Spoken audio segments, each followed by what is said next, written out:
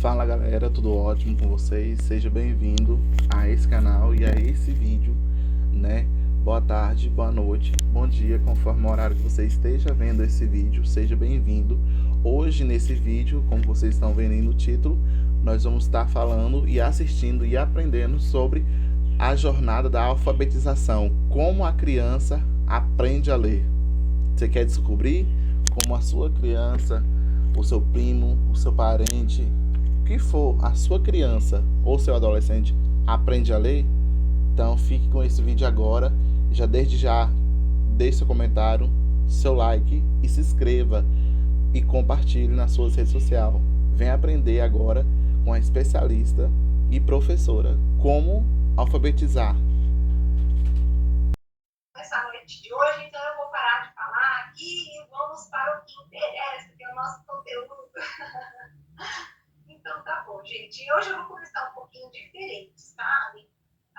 Eu queria contar um pouquinho quem sou eu, porque muita gente chegando agora no perfil, agora em janeiro, dezembro, e não sabe quem sou eu. E eu acho importante eu compartilhar essas informações com vocês. Por quê? A minha trajetória enquanto professora de ensino fundamental, de educação infantil, me fez buscar mais informações e hoje estar trabalhando com a educação baseada em evidência. Mas eu queria contar para vocês um pouquinho como isso aconteceu. Tá? Então, eu me formei em 1999 em pedagogia na USP de São Paulo. E assim que eu saí da faculdade, eu já fui dar aula. No primeiro ano, eu peguei uma escola particular, trabalhei com educação infantil, foi muito gostoso, as salas eram pequenas, né? A gente tinha mais, trabalhava com o pré-2, né? Então, eles tinham já uma proposta de tentar alfabetizar, então eu ensinava letras e tal. Assim, as crianças já vinham estimuladas por 3, 4 anos na educação infantil, então, muitos deles, né, acabavam até o ano, conhecendo ciência, alfabético, conhecendo inglês, conseguindo escrever, mas não era assim uma alfabetização que foi difícil de fazer, porque, como eu disse, uma escola particular, com 13 alunos na sala, crianças que já estavam super estimuladas de anos anteriores, então eram crianças mais desenvolvidas. Aonde começou o meu problema? Eu prestei o concurso para a Prefeitura de São Paulo, né, e eu passei no concurso e fui trabalhar numa escola que era no meio de uma favela em São Paulo. E, então, eu atendia municípios forjando resultados, e os professores me contam, tá? Professores me contam. Às vezes forjam resultados para se sair bem do Saeb, para ter uma ideia melhor, mas a realidade da sala de aula é muito diferente, né? A gente sabe que as crianças estão seguindo sem saber ler e escrever, mas mesmo com a gente sabe que tem esses problemas de forjar resultados e tudo mais, ainda assim, gente, nossos resultados são péssimos, tá? Então, a gente sabe hoje, né, esse gráfico, inclusive, muito triste, porque ele mostra um pouquinho mais das desigualdades sociais. Deixa eu pegar o meu cursor aqui. Tá? Olha, o que a gente tem aqui? Né? A gente tem um percentual de crianças de 6 e 7 anos que não sabem ler e escrever, tá? Quando elas terminam o segundo ano do ensino fundamental. Então, são crianças que estão chegando no terceiro ano sem saber ler e escrever, tá bom? Tem a questão da aprovação automática também, né? Isso é verdade. E daí, a gente tem aqui a linha azul, são as crianças brancas, a linha verde são as crianças pretas, e a linha laranjinha são as crianças pardas. Então, olha aqui, né? A gente tem no ano de 2021, aí isso só se manteve ou piorou, tá? 35,1% das crianças brancas terminando o segundo ano sem ler e escrever. 44,5% das crianças, de porcentagem de crianças pardas, terminando o segundo ano sem ler e escrever.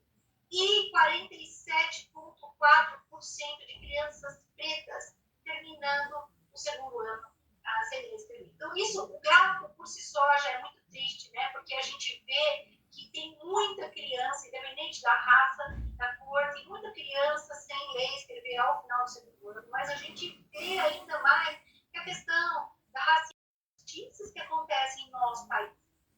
Então, a gente precisa, sim, começar a trabalhar a educação, principalmente educação pública de qualidade, para garantir direitos iguais a todas as crianças, independente se elas são pobres, se elas são ricas, se elas são pardas, se elas são negras ou se elas são brancas. Todas as crianças merecem ter a chance de aprender a ler e escrever com qualidade, merecem ter o direito de saber ler para poder se virar no mundo literal. É o mínimo, gente, que a gente precisa hoje para se virar no mundo que a gente tem, saber ler e escrever.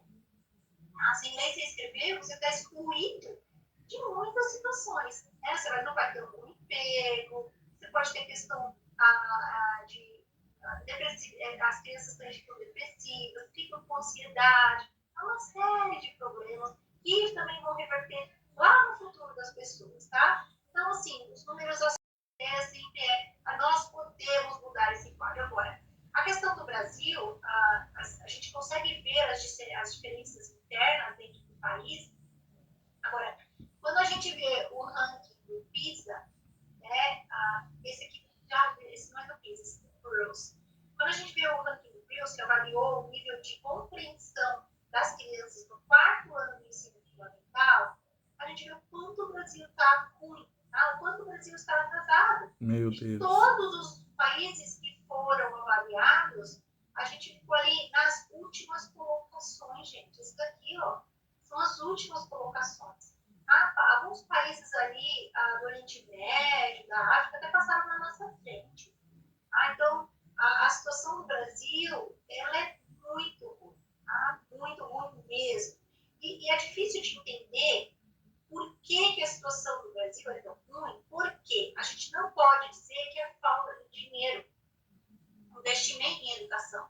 Nós não podemos dizer isso. Esse outro gráfico aqui mostra pra gente, olha só, nessa coluna aqui, a gente tem a média do PISA, tá? Quanto os países, qual foi a nota dos países no PISA? Então, tá aqui, o Chile com 438, o Uruguai com 424, a Colômbia com 405, o Peru 402, o Brasil 400, não é? Agora, o quanto esses países investem na educação? Né? Qual é a porcentagem do PIB gasto para o investimento na educação? Gente, o Brasil é o que mais gasta com educação. Entre os países ali da América do Sul, é o que mais gasta na educação. E ele tem ali a segunda pior colocação no ranking do PISA. Então, eu vejo, né, que teve esse programa aí, está tendo, né, esse programa aí, Criança Alfabetizada, mas continuar a fazer do jeito que a gente está fazendo, porque não está bom, a gente tem que mudar. Aí a gente tem que entender onde está o problema para poder mudar. Infelizmente, a gente tem no Brasil hoje muitos nomes, né, dentro da área da educação, que são grandes nomes, que a gente vê como autoridade. No entanto, esses nomes, a gente pode dizer que eles fazem pseudociência. Eles não aceitam a educação baseada em evidência. Eles continuam arraigados em práticas de educação da década de 80. Ninguém vê o que está sendo produzido hoje em educação. As pessoas não veem. E daí a gente vai continuando jogando dinheiro na educação, investindo dinheiro na educação, porém com práticas ineficazes. Vai sair do lugar? Não vai. Né? Os gráficos mostram isso aqui no caso, tá bom? Então, é preciso ter dinheiro investido na educação? É lógico que precisa ter dinheiro. Fico feliz que o Brasil invista. No entanto, a gente precisa investir e saber o que mais eu tenho que fazer para poder mudar o quadro, tá? Porque o nosso caso aqui, a mudança não vem só com dinheiro. Não vai vir só com dinheiro investido na educação. A gente precisa ter direcionamento voltado para evidências. É uma coisa que eu queria mostrar, né? Eu acabei de mostrar para vocês como o Brasil está mal. Né? O Brasil está mal em termos de alfabetização. Nacionalmente, quando a gente põe esses números, né, em rankings internacionais, como a avaliação do PIRLS, ou então a avaliação do PISA, a gente vê que assim, a situação está horrorosa. Mas existe um lugar no Brasil que é diferente dos outros. Né? Vocês já ouviram falar do Sobral? Olha, tem muita gente de Sobral que me segue também, tá?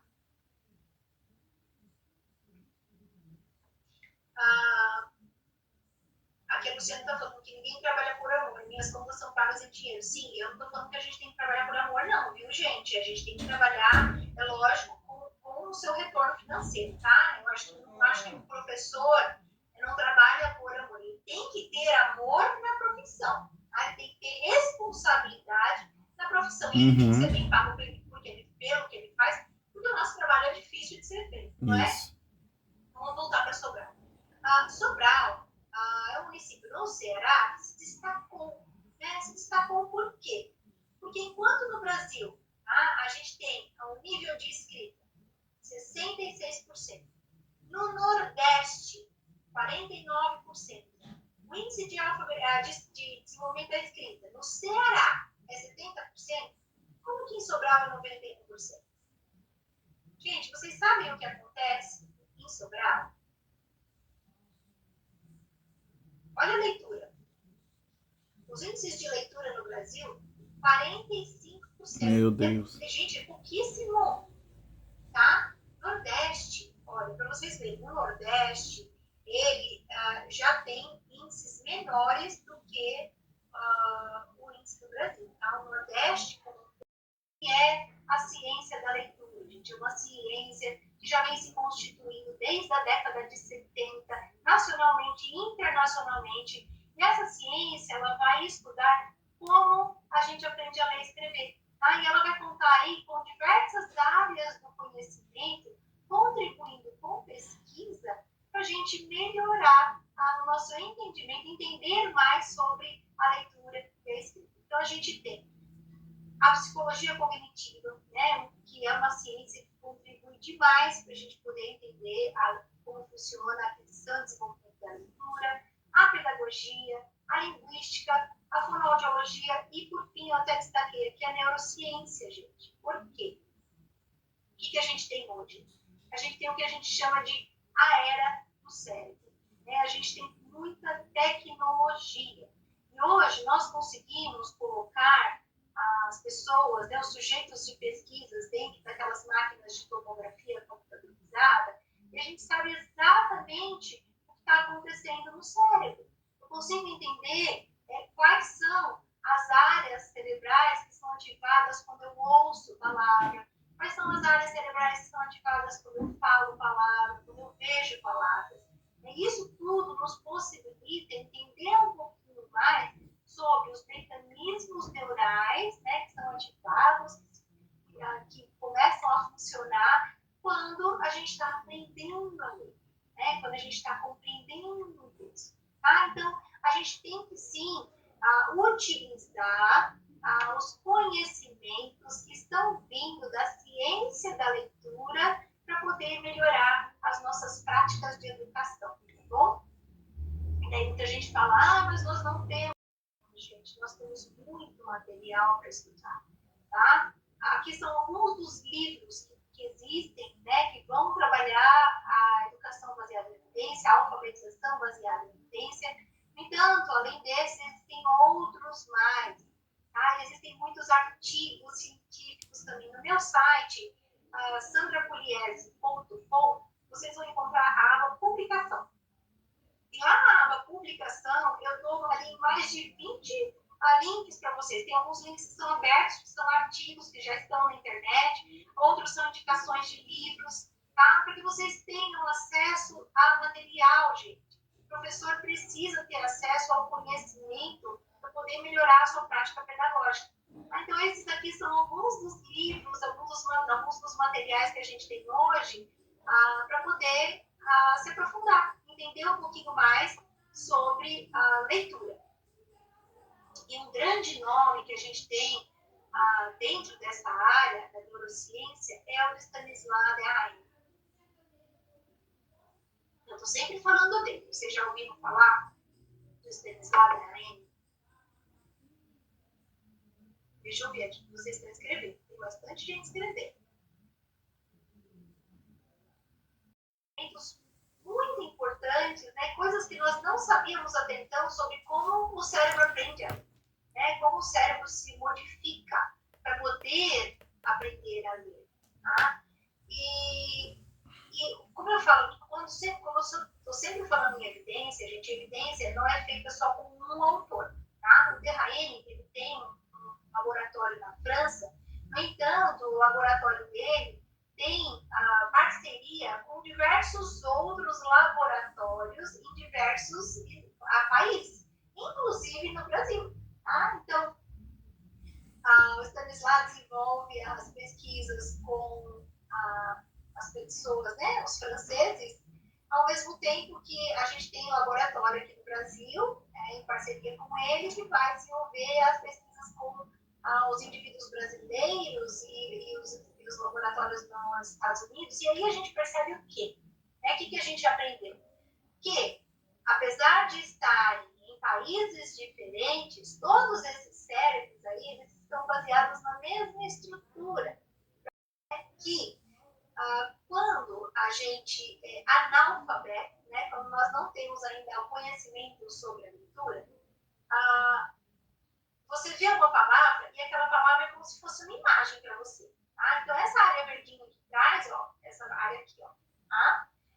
Essa área aqui é que é responsável pelo reconhecimento de figuras, de rostos. Então, quando você não sabe ler e você bate o olho numa palavra, ela vai ser representada como uma figura. Tá? No entanto, quando você começa a ser alfabetizado, o seu cérebro entende que a escrita, né, a escrita não é só uma imagem. A escrita, para ter significação, ela representa muito mais do que imagem. Para poder ver essa imagem aqui e saber o que isso significa, eu preciso ler, eu preciso entender que esse símbolo aqui, né, que é a letra G, significa C, que esse aqui significa A, esse T e esse O. Tá? Então, o que o nosso cérebro faz? Ele vai criar uma região, né, ali mesmo dentro da área visual, ele empurra mais para o ladinho a área que era responsável pelo reconhecimento de faces, e daí ele vai transformar essa área no que a gente vai chamar de caixa de palavras.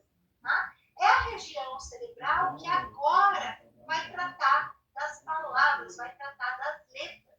E essa região aqui, gente, não existe em adultos analfabetos. Tá? Por isso que a gente precisa entender que essa região ela vai ser criada quando eu estou sendo ensinado a ler e escrever. Tá? Por quê? Gente, o que é a escrita? Né? A escrita, ela representa temas da nossa fala. Em algum momento da história, as pessoas criaram um sistema alfabético, criaram símbolos que representam o que a gente fala. Codificaram a nossa fala, né? Pequenos pedacinhos, e deram ali um símbolo para cada um desses sons, né? que fazem a nossa fala, e daí a gente cria o sistema alfabético. Tá? Mas o cérebro entende isso, ele entende que para poder saber o que está escrito aqui, entender o significado do que está escrito aqui, ele tem que atribuir som. Tá? Então, essa caixa de palavras, quando a gente vê uma palavra, ela faz o quê? Ela vai se conectar com essa área amarela. E a área amarela é a área da representação fonêmica. É toda a área fonológica, tá, do nosso cérebro. Por quê? Olha o que o cérebro está fazendo. Olha que interessante. Ele está conectando essas letras com os sons que elas representam na pronúncia das palavras. Tá? E aí, quando a gente consegue olhar para a palavra gato e entender que é gato, eu já consigo conectar também com essa área verde, que é responsável pela significação. Tá? Mas isso acontece tão rápido. Parece, né, que a gente fez de forma automática. Parece que a gente leu de forma global. Mas não é assim que acontece. Tá? É porque a gente automatizou o processo no decorrer da nossa aprendizagem. Mas no comecinho, quando as crianças estão lendo, aprendendo a ler e escrever, elas não leem muito devagarzinho, elas não ficam assim, né?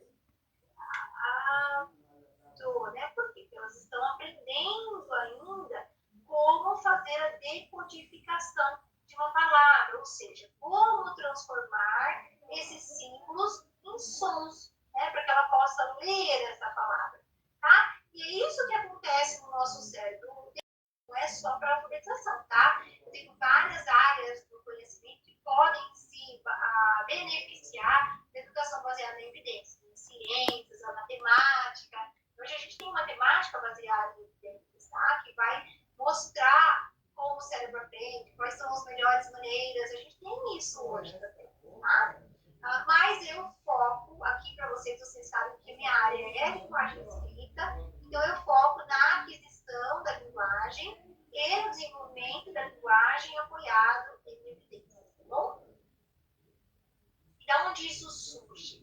de onde vem essa ideia de apoiar a educação em evidências? Esse é um movimento que começou, né, na área da medicina. A medicina, há algum tempo atrás, decidiu também trazer um movimento de medicina baseada em evidências. Por quê? Porque lá no passado, né, os médicos, cada um fazia do seu jeito, tinha suas ideias, as suas hipóteses sobre como as coisas funcionavam, né, e daí a gente tinha muitos problemas na medicina também, porque não dá para ser assim, né, cada um faz do seu jeito. A gente sabe hoje que a pesquisa e a ciência pode nos ajudar a trazer um melhor atendimento para os pacientes. Então, quando começa esse movimento de medicina baseada em evidências, os médicos, né, vão começar a estudar, se atualizar, para sempre trazer para a área da medicina o que a gente tem de comum acordo no mundo.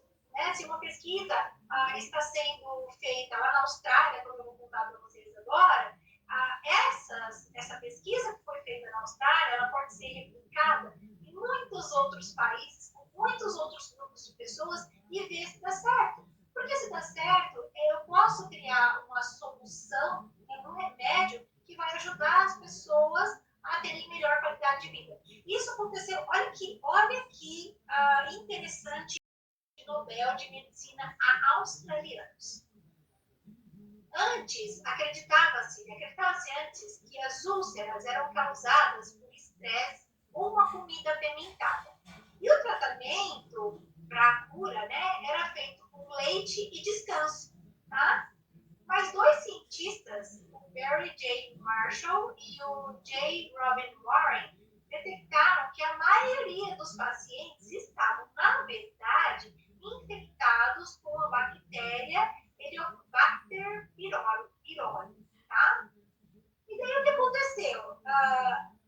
Eles começaram a fazer pesquisas, estudos com grupos de pessoas, eles fizeram um estudo com um grupo de 100 pessoas, eles verificaram que todas essas pessoas que tinham úlcera, né, tinham a bactéria.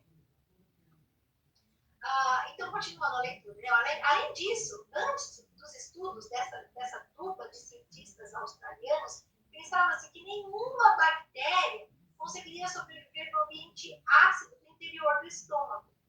E agora, a gente sabe que a bactéria, que foi descoberta em 1982, olha, gente, é super recente, tá? Ela é causadora de mais de 90% das úlceras do intestino e 80% das úlceras estomacais.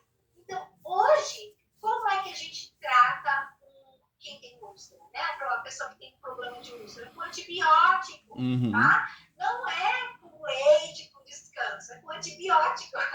E daí, a medicina vai se aproveitar desse conhecimento, né, que foi descoberto por dois cientistas e vai utilizar em outros grupos de pessoas. Então, olha que interessante que é o movimento de uma área do desenvolvimento da linguagem escrita. A gente tem um documento que é referência no mundo inteiro, tá? Que é esse aqui, gente, é o National Reading Panel, que é o painel da leitura nacional. E aí, o que acontece com esse painel? Vou contar um pouquinho uma história bem rápida deles, tá? Olha, isso tudo, gente, é importante a gente saber. A história da alfabetização baseada em evidência. Por que eu tenho que trabalhar com evidência? Tá? Isso tudo é importante, porque uma hora, quando vocês estiverem trabalhando com fônico, alguém vai chegar para vocês e vai falar assim, mas não é assim que faz, você tem que letrar, sua criança. O fônico é mecânico e você vai ter argumento, você vai saber se comunicar, explicar por que você está trabalhando com fônico, tá? Então, esse tipo de conhecimento que eu estou dando para vocês aqui hoje é base, tá? Para vocês poderem trabalhar no futuro, tá bom? E daí, o que acontece nos Estados Unidos, gente? Eles estavam com um problema muito grande com a alfabetização. Por quê? Nos Estados Unidos, no começo, lá para a década de 50, mais ou menos, eles trabalhavam, 50, 60, eles trabalhavam com a instrução fônica. Desde a década de 70, surgiu um pesquisador, né, um educador, que dizia que a gente aprendia a ler de forma global, né? E a gente não podia trabalhar com letras e fonemas, a gente tinha que trabalhar com textos, né? O texto tinha que ser a base do conhecimento. E essa ideia, né, que ele fez com uma pesquisa, com poucos sujeitos, não foi replicada, mas foi assim, as pessoas falavam, nossa, que coisa linda, né? Aprender a ler com o texto. Isso foi se alastrando, assim, que nem fogo na floresta, e muitas pessoas começaram a utilizar, mesmo sem ter base científica. Tem nos Estados Unidos, que é evidência, tá? Como se constrói uma evidência. Porque, infelizmente, gente, hoje nós temos aí as redes sociais com muita gente disseminando conhecimento que não é baseado em evidência, né? Que às vezes são coisas que você aprendeu no senso comum, né? E você vai lá no Instagram ensinar, e aí, de repente, aquela pessoa tem 100 mil seguidores e o que ela está disseminando é senso comum. Então, isso é muito perigoso. E a gente vê hoje o Instagram e o YouTube como meios de pesquisa. Os professores estão procurando ali. Então, a gente tem que ser muito seletivo com o que você escolhe, gente, para seguir, para aplicar. Você tem que procurar para ver se aquela pessoa, né, que você está ouvindo tem alguma referência, se aquela pessoa, onde ela está se apoiando. Tá? Isso tudo é importante. Porque isso vai influenciar as nossas práticas pedagógicas. Então, quando eu falo de evidência, né, de produzir evidência, de produzir ciência, não é uma coisa fácil. Tá? Não que a gente não possa aprender nada com o senso comum, né? A gente pode aprender algumas coisas, mas quando eu falo de, por exemplo, apoiar políticas públicas de alfabetização, eu tenho que apoiar evidência, posso apoiar em senso comum. Né? Às vezes eu estou vendo municípios que estão pegando uma mãe, né, que fez um curso de alfabetização, que decidiu fazer um Instagram para alfabetizar, e agora ela está indo lá dar aula para professores. Como assim, gente? Isso é, assim, para mim, é inconcebível. Tá? Aonde que a gente está apoiando as práticas de formação de professor de um município? Então tem que tomar muito cuidado com as fontes que vocês estão indo atrás. Aí eu queria mostrar para vocês um pouquinho sobre o que é construir evidência. Solange, que é essa... mas eu trabalho numa escola que trabalha o silabario, como que eu vou fazer? Eu trabalho numa escola que trabalha letramento, porque eu abordo o fônico. Por que o letramento e o fônico brigam tanto? Isso acontece, né? Todo mundo fala disso. Né? E da onde vem esse embate? Da onde vem essa briga, né, entre o fônico e o letramento? Vocês sabem?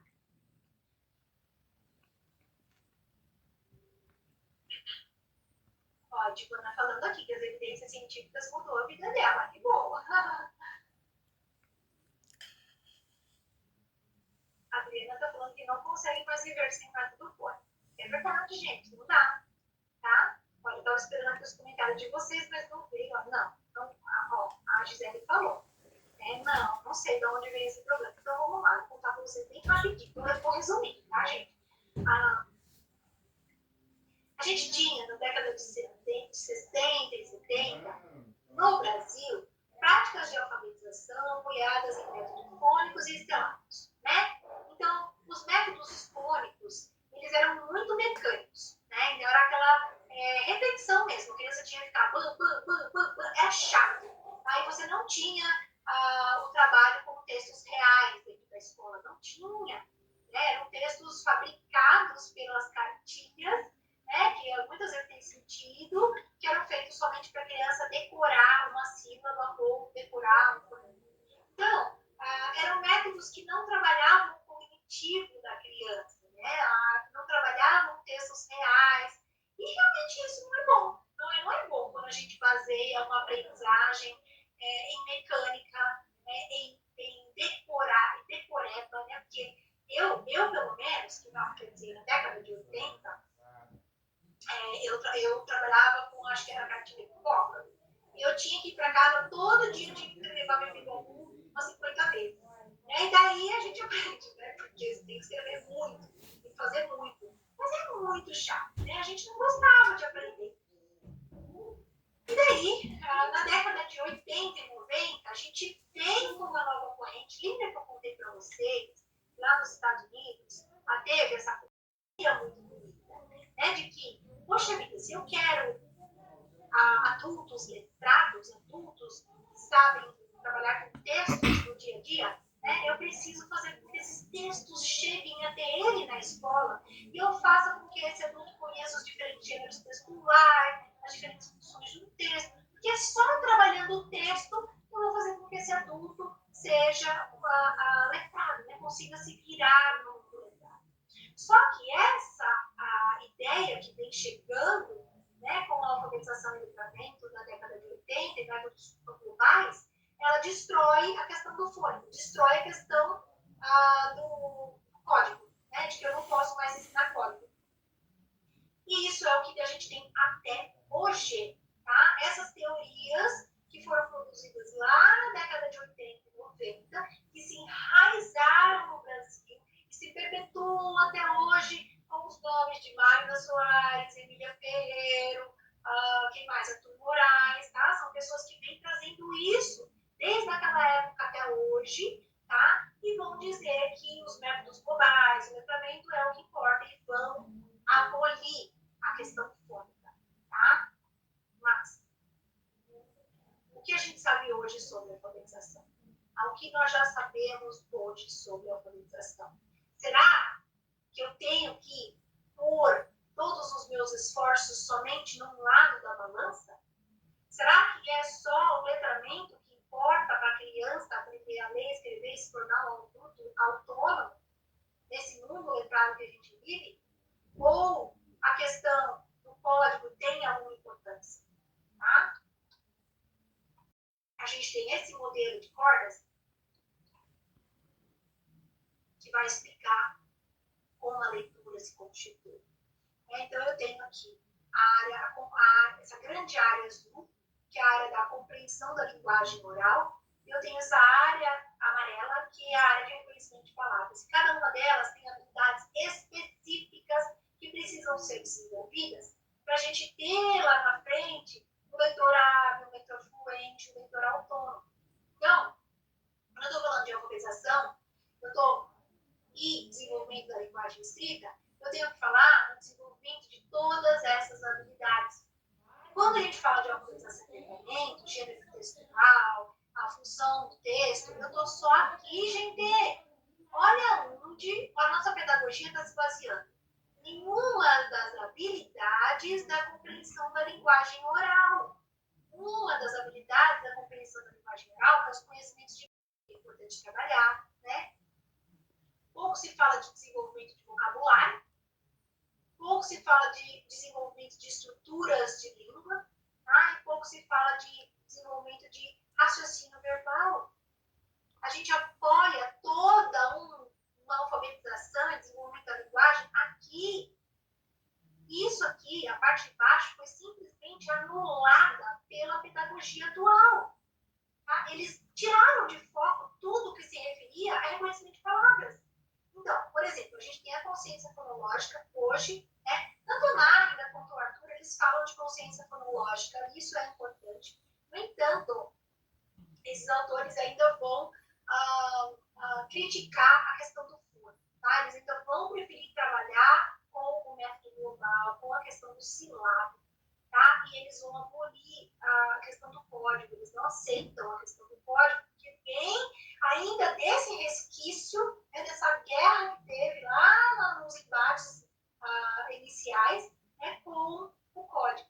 Tá? Mas o código é importante, é uma das habilidades que a gente tem que desenvolver para aprender a ler e escrever bem. E, mais futuramente, para desenvolver a automaticidade da leitura. Tá? Então, quando eu tenho uma prática de ensino que vai trazer todas essas habilidades, o desenvolvimento de todas essas habilidades que estão aqui, ó, cada fiozinho que vai vindo, vai se fortalecendo e vai constituindo essa corda, vai se fortalecendo cada vez mais até que a gente tenha crianças que leiam bem e saibam e sejam fluentes.